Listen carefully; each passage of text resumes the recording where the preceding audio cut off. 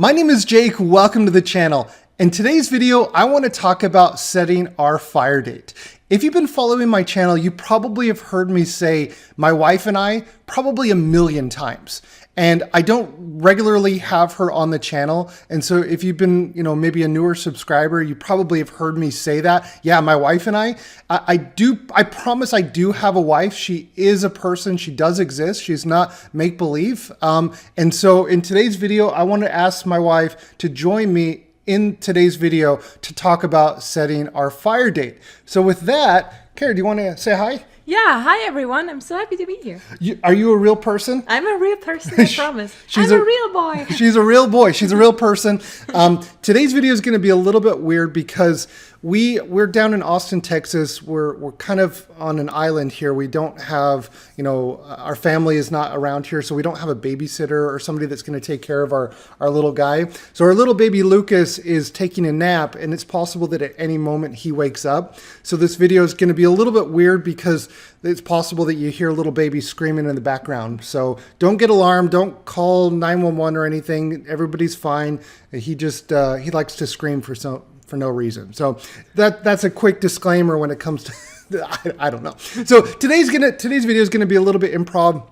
I have a list of topics that I want to go over and kind of like a podcast version of talking about setting our fire date, share with all of you a few things that have been going through our mind.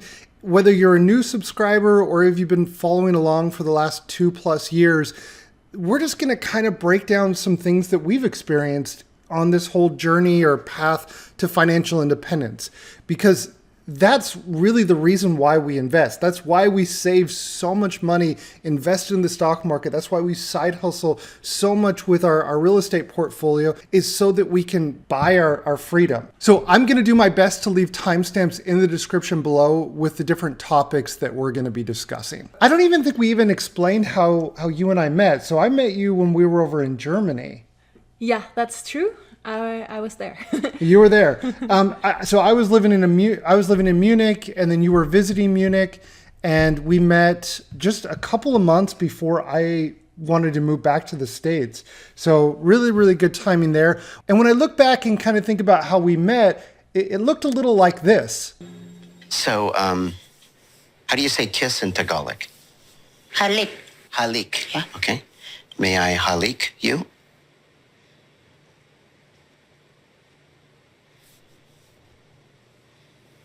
Yes, please. And looking at it today, I mean, fast forward a couple of years, it kind of looks a little like this now. Sí, la parte del CISAL ya quedó, ya solamente tenemos que registrar autonomía curricular y el área socioemocional de los niños, porque esa parte está quedando bien. Perdón. So with that, I guess the first thing that we want to talk about, we don't want to leave everybody hanging. Let's talk about setting our fire date. Our fire date is something that has been on our mind for a while. I don't know about you, Kara, but I've been hesitant to set a date for sure because I hate setting a goal and not being able to accomplish it. Are you the same way? Yeah, I am. I don't know what it is. Just psychologically, I hate setting a goal and not finishing it or not hitting it. I don't know. It's just kind of something weird like that. But our fire date, do you want to do a drum roll? Drum roll. There you go. Cool. Drum roll. So we're setting our fire date for 2.5 years into the future. We're looking to reach financial independence and retire early in July of 2024. 2.5 years, baby. 2.5 years. That is amazing. We are so excited. I can't believe it. Like it's official now because it's on the fridge. The date is on our fridge, so it's official. That's the retirement date or the fire date. Something that's special about this date is we're shooting kind of for my birthday.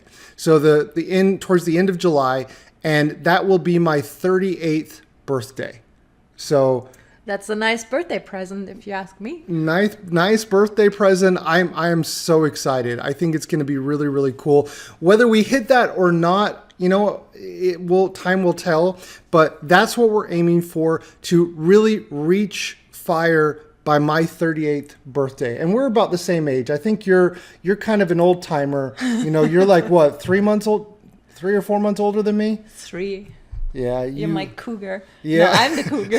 You're the cougar. That's right. You are definitely a cougar. And yeah, your brain's a cougar. So, well, let's see here. So I guess the first thing that I want to go over, I want to kind of talk about with you is, what does it mean to set a FIRE date? Like when I came to you, I think this was a week ago when I said, hey, I got something to talk about with you. I remember that. Usually you're expecting me to say that I'm breaking up with you or I cheated on you when I say I got something important to talk about with you. No, so I came and I said, hey, we're going to set our FIRE date. What was going through your mind when I said, hey, the FIRE date is 2.5 years away? Yeah, so it's a mixed bag. First off, I was, of course, super excited because we've been talking about literally nothing else, that or diapers, since we are on this journey.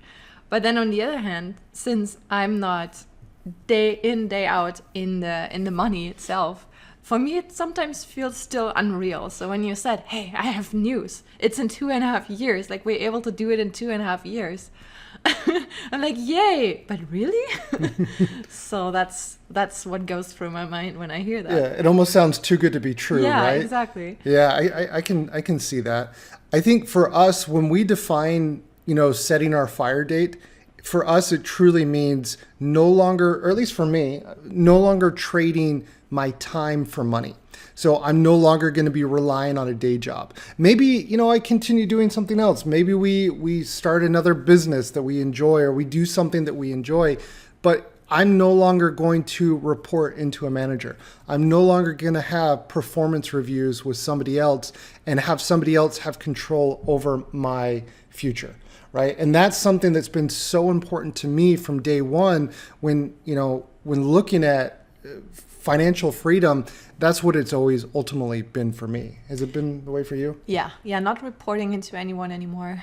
Not having the Sunday night dread. I mean, we like our jobs, you know. It's like, as far as it goes for jobs, I think we are pretty happy, but it's still a job. So still sometimes you have this Sunday night dread a little bit where you're like, looking at your calendar for Monday morning, I have a meeting at 8, and that's the one thing that I'm so looking forward to get rid of. Yeah, and I mean, a lot of people, like when they talk about passive income and being, reaching the FIRE, a lot of people try to achieve passive income through real estate investing, and they're just changing from one job to the next, where they're going from working a day job, right, in corporate America, to owning 10 real estate properties, and now all of a sudden they're just a full-time landlord. And so, yeah, they could have a property manager do it, but for me, I truly want 100% passive income. I don't want to have to worry about, managing a property or checking in, clocking in, and, doing, I don't know, on somebody else's terms. So that's what it means for me when setting our FIRE date, that we're going to be stepping back from trading time for money. So now I think what's interesting, if we look at our situation, we've been on this path to FIRE for about 3 years now.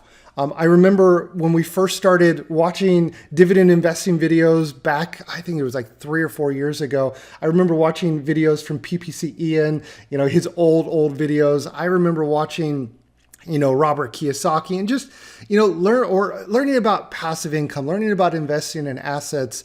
And it's interesting because 3 years ago, if you would have asked me, hey, 3 years ago, we're going to retire by this date and time, I probably wouldn't have believed you. No, not at all. I remember it was December 2018. I remember that. I was on the bed doing, I don't know, reading or something, and you were on your laptop on YouTube, and there's the baby. Oh, there's the baby. Oh, he's crying. him.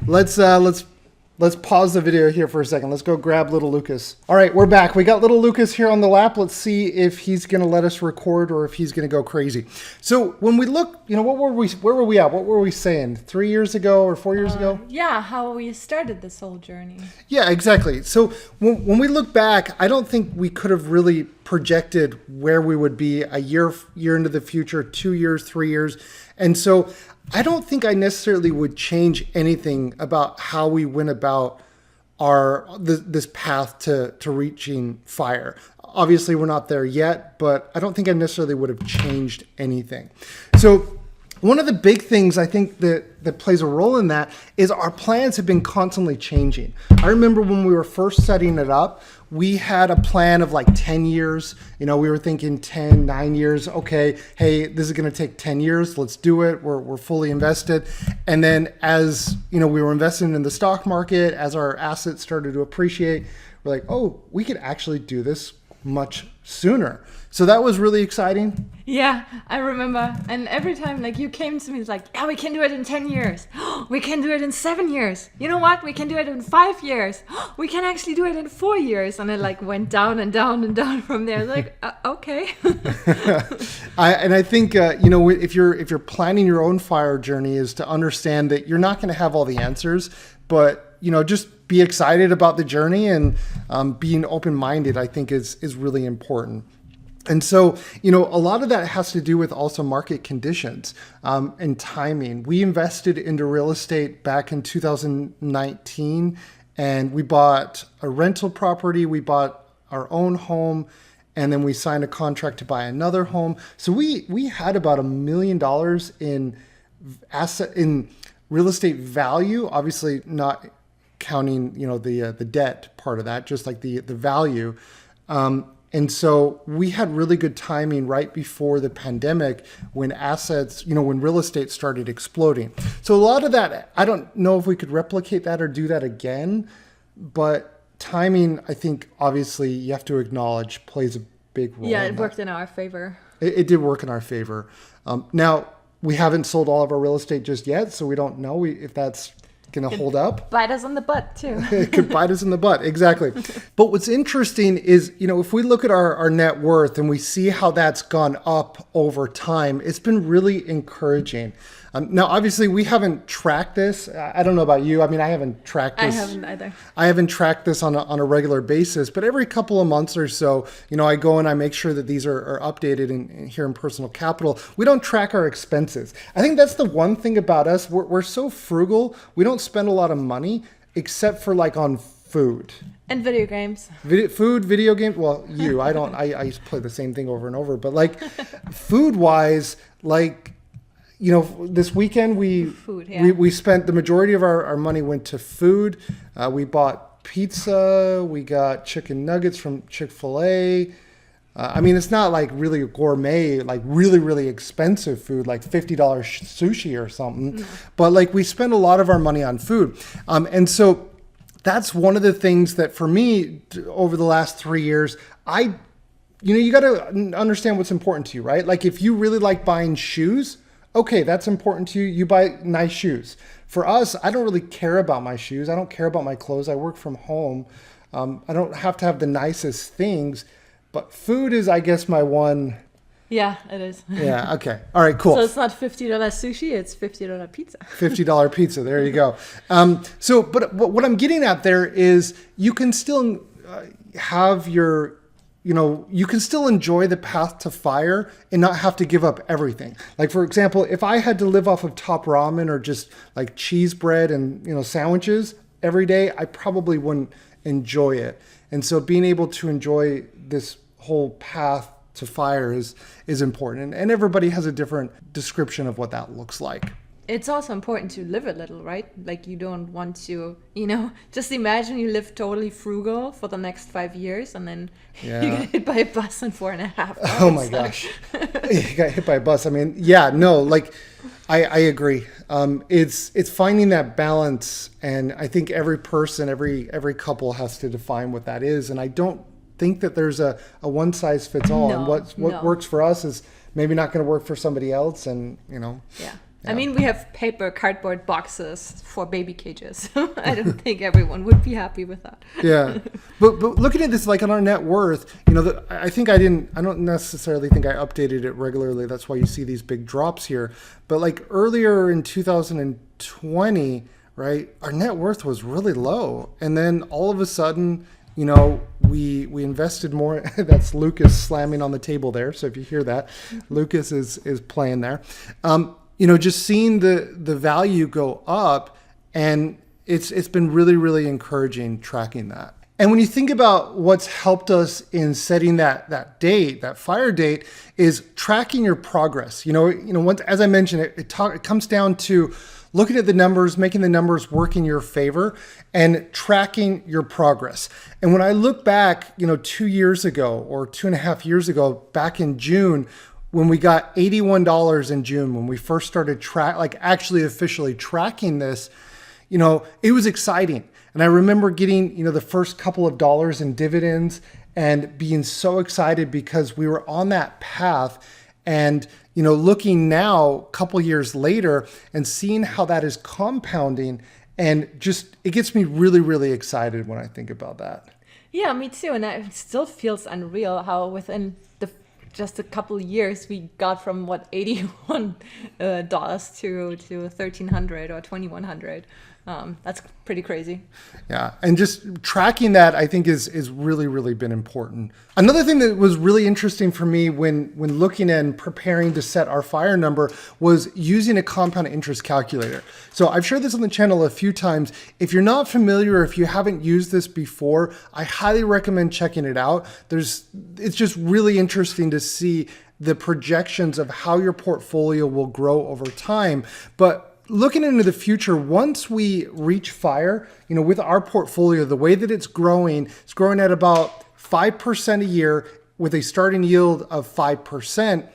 When just looking at the dividend income, when we quit our day jobs, and if we have a $2 million portfolio, the portfolio is going to continue to still grow. And so if you look at that, after 5 years, we're up to over 120,000. After 10 years, the portfolio is growing over 155,000. When you see that, it still almost doesn't even feel real, No, right? it doesn't. It does not feel real. I know you've done your research, you did your math, you ran 101 simulations on this, and I know it's sound and solid, but looking at it, it's really? Is that how it's gonna be? Yeah, it's really interesting. It's exciting, but it's one of those things I'll believe it when I see it. But Yeah. when you're projecting these numbers and when you're looking at that, that's what gets me excited. I love the numbers behind it. So if you're looking to set your FIRE number, play around with a dividend calculator and really just look at the numbers. So now I want to talk about, just for a second, what we're focusing on these next couple of years. So what are some priorities for you when looking at the next couple of years? Just basically what I've been doing for the last 3 years, focusing on my day job. I really enjoy my day job. I know coworkers are watching, so hi. But I really enjoy my job, so I'm gonna focus on that. Enjoy being a parent, as stressful as that is at times. But just living life. Maybe not thinking too much about our retirement, because it sometimes feels like a dream that just bursts when you think too hard about it. So I'm just gonna do what I've done for the last 3 years, basically. Yeah, it's a good way of putting it. For me, thinking about it financially, what are some things that we got to continue doing? Making sure that we're keeping a high savings rate, that we're investing a large percentage of our take-home pay. Making sure that we're not losing our, because we dollar cost average into the portfolio. We don't really time the market. And so the thing that we need to focus on is keeping our expenses low, staying ahead of consumer debt, and, not losing our day jobs and dollar cost averaging into the market. So pretty straightforward. Okay. Almost boring. almost boring. I mean, I look at all these people trying to sell courses, and it's just come on, guys, it's pretty straightforward. Pick low fee cost index funds, don't pay out or spend more than you make, and just use common sense, I think, for the most part. A little bit, yeah. But you have to be fair. I mean, you do so much research and you're really in the weeds. True. Like me being a little bit removed from the situation, it feels like a jungle. So I can understand how people can be overwhelmed pretty quickly with all the options that are out there. Yeah, I think what I noticed in the beginning when I first started understanding about dividend investing is try to over engineer it. Yeah. I think I can definitely see that. Do you agree, Lucas? Lucas agrees. Yes, you do. This is, like I said, this is like the most random, different type of video that I've ever made. I've never had Lucas do a cameo before, so let's see if he can. Oh, he did. Did he do it? Yeah. Oh yeah, he did a couple of years ago, couple of months ago. Yeah, when he was just a few weeks old. Yeah, he did a little cameo when he was a little baby. Okay. He's still a little baby. He's still a little baby. All right, so we talked about what we wanted to focus on here these next couple of years. Not rocket science, pretty straightforward stuff. So let's talk a little bit about the fun stuff. What's going to happen once we reach our FIRE date? Now, acknowledging that this is a moving target, we don't have a crystal ball, but let's assume that everything goes as planned, and in 2.5 years, we have enough assets to pay for our living expenses. What do we do then? So maybe you want to talk about the first thing that we have planned. Yeah. Pop a bottle of champagne. No, I'm joking. We don't drink. But we're gonna move to Germany, back to my home base. Well, not quite, because I'm from the north, and we were planning to move to the south because it's just prettier. So yeah, that's gonna be exciting. I already told some of my friends about it. We have to go. It's like the same with the date on the fridge. We're committed now. Yeah, so moving to Germany, that's where you're from, and down in southern Germany, I think is going to be really, really exciting. So that's our first goal, is we're going to move to Germany. We're going to sell all of our real estate here in the States. We're going to deleverage, just sell everything. We're going to move to Germany. A couple of reasons. I've talked a little bit about this in the past. A big reason for Germany, one, because we used to live there, where it's where we used to live. We know what we're getting into. We know what we're getting into. Bratwurst in the Autobahn. And a big reason is the health insurance. The health insurance in Germany is so much more affordable than it is here in the United States. To factor in conservatively health insurance, it would be a second mortgage. If you really put it into perspective. So that's a big reason. So that first year, we're going to save a lot. I mean, I personally would rather travel than pay the extra premiums and, travel in Germany and Europe than stay here in the States, at least in the beginning, and pay those massive premiums, healthcare premiums. So that's the first reason. The second thing is, once we get back from Germany, we're only going to live there for about a year. Then what we're planning on doing is moving back to the United States, and we're going to go back to where I grew up in the Rocky Mountains. So we're going to move back to the Rocky Mountains, where it's a little bit colder in the mountains than here in Texas. And we're going to rent a place. We're going to rent. We're going to kind of figure out where we want to, stay longer term. And a few things that we're thinking about is getting an RV and traveling, just going all over the place. Yeah, I want to see the New England, especially in the fall, and go to the coast and to the south and to the north and everywhere. Going to do that. I want to go up to Canada. I want to travel up into Canada. Alaska. Hawaii. We're going to drive to Hawaii. Drive? We're going to fly to Hawaii. We're going to, a big thing that actually, speaking of which, this is really important. So I hate the cold. I can't stand the cold. I just can't stand it. And so what we're going to do is, up in the Rocky Mountains, it's cold in the winter. We're going to get out during the winter. And so our plan is in the beginning to homeschool Lucas so that we're more flexible with our schedule. And so during the winter, we're gonna go to New Zealand for 3 or 4 months in the wintertime when it's winter here and it's summer there. We're gonna go to Panama, we're gonna go to Costa Rica. We're gonna escape the cold weather from the Rockies and go, travel during those months. And but yeah, that is kind of a bombshell there. We do plan on homeschooling Lucas, at least in the beginning. As long as it makes sense, we're going to go down that route. Maybe he turns into a crazy person, but I guess that wouldn't be much different than his mother. So yeah. The worst case scenario is he's an extrovert and then he wants to be with people. Yeah. I'm joking. Yeah, we're pretty big introverts. So yeah, there you go. There's that. But yeah, so short-term goals, we're going to be traveling. Really, the big thing is we want the flexibility. That's why we're going to sell all of our real estate And we just want to have the option to move around and go and do different things. And so we value that more than saving a little bit of money on a mortgage or whatever there. We value the flexibility and our freedom more, at least in the beginning. Long term, I want to build a house. I want to build a house up in the Rocky Mountains. I want to even look at maybe getting a condominium down here in Austin and visiting more during the winter time.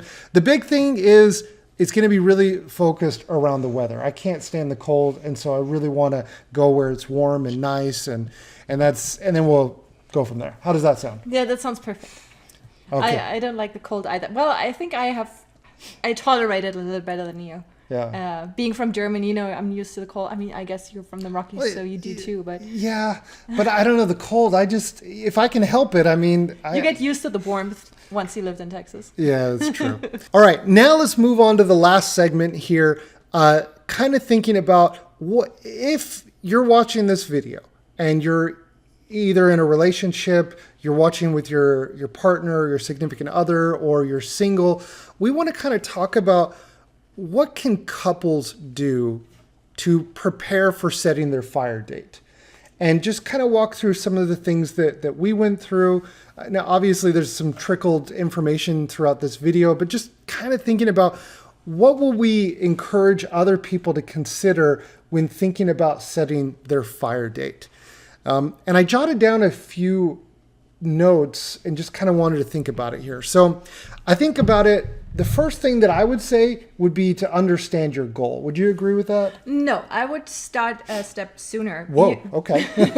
Strong no. No, just be on the same page. Before you can even understand your goal, you have to set a goal, and for that you have to communicate. You have to be on the same page. You have to have the same dream. Good point. So, and once you figured all that out, then you can sit down and discuss the goal and how you get there, is my opinion. That's a really, really good point. You think about it, if you're a couple, maybe one of you spends a lot of money and the other doesn't spend money. Maybe one does this or the other does that. You have to be on the same page, especially like in general in life, you have to be going in the same direction when you're a couple, but this is a big deal. I don't think it's going to work if one person wants it and the other person doesn't. I think you both have to be on the same page. It's a good point. It's a good point. Luckily, we're both pretty introverted, and we want to, I don't know, just... We have the same dream. We have the same dream. Yeah. Okay, cool. So that's the first thing. The second thing is you got to get your finances in check. You have to, like, when we first met, we were opposites. Yeah. I was in debt, like pretty big in debt. Yeah. I remember when we were first talking about finances, and I was like, wait, there's a minus sign before your net worth? I didn't even tell you the whole story before we got married. I know, you bamboozled me. So don't take do take my advice in terms of don't do that. Yeah, the cougar she had a negative net worth when we first met. Yeah, I mean, you think about it, you go from a negative net worth to where we're at today in just a short amount of time. It's possible. Yeah, I always say, but I have to give a lot of credit to you for that. I always say, before I met you, money was my enemy. And now, thanks to you and our dream, money's my friend. That's how I see it. Yeah, it's a good way of putting it, where you're afraid, you're scared of what the unknown and what you don't understand. And then when you think about it, money is not scary, but... Yeah, but money is one of the big things in relationships, and I don't know if all couples are out there with their finances as much as we are towards each other. So that can, for some couples, probably be a big step to just lay everything out there and be like, okay, this is where I'm at, this is where you're at, and this is how we march towards the goal, I think. Yeah, and when you look at it line by line, you look at how much money you need, what is coming in, what is coming out, and you think, okay, what are your monthly expenses? And this comes back to, being on the same page. If somebody wants to spend a ton of money on fashion designer handbags, and the other wants to buy a brand new car every year, that's something that's going to be, challenging when it comes to saving and investing money. So getting on the same page there, looking at what you're bringing in and what you're spending, looking at your existing debt if you have it, and putting together a plan and getting your finances in check. And the last thing that I want to kind of talk about is something that I had to learn throughout the process is really being able to think bigger. When I was growing up, I thought, you know, when I had my first job making $5.15 an hour, I thought that I was doing good. I thought making $5 an hour, I was in a good spot. I didn't really realize that, you know, years later, I would be making so much more or have so much potential to make more or be in such a different situation. And so if you're maybe somewhere in a lower cost of living area, or maybe you are a low earner, right? You make not very much money. Maybe you are in debt, or maybe you are just average, right? Just average, just normal, like just a normal person, have a normal job.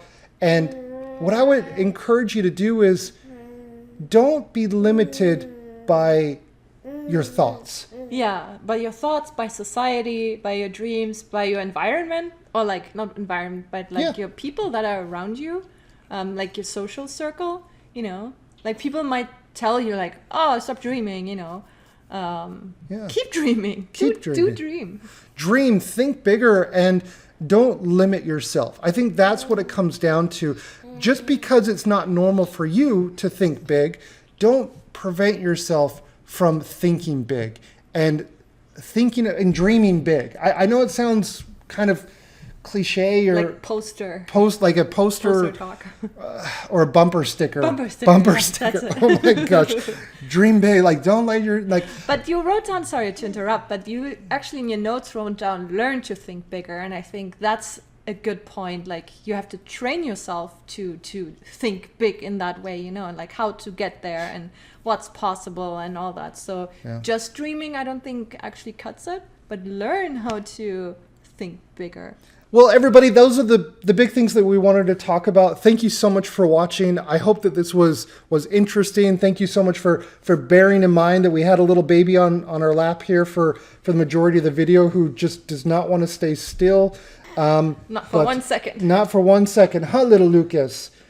Yeah, he's got his little binky on and he's crawling over everybody. Well, yeah. So thank you so much, everybody, for watching. I hope that you learned something new. And we'll catch y'all in the next video. We'll catch you in the next video. We'll see ya. You know what?